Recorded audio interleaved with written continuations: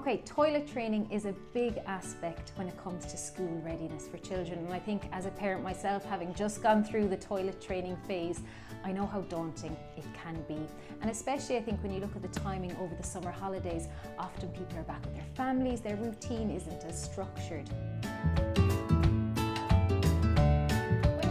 Toilet training in the classroom, we like to make it as fun as possible, be it that we have a mermaid in the toilet that needs water to keep them alive, or whether it's some corkscrews in the toilets or some target practice for the children. So we like to make it as fun as possible, and I would encourage parents at home to do the same. Really focus on the positive wins, you know, sitting on the potty for example and going to the toilet, a big celebration. Great books that are out there. For example, my son Rian is big into Paw Patrol, and we were lucky enough to find a book called The Potty Patrol, and that got him really excited.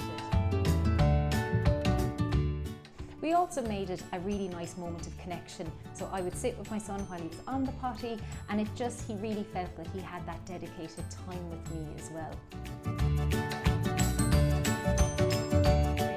I think often as parents we can put pressure on ourselves that our child needs to be ready. Accidents are going to happen, and often I think children are more resilient than we think.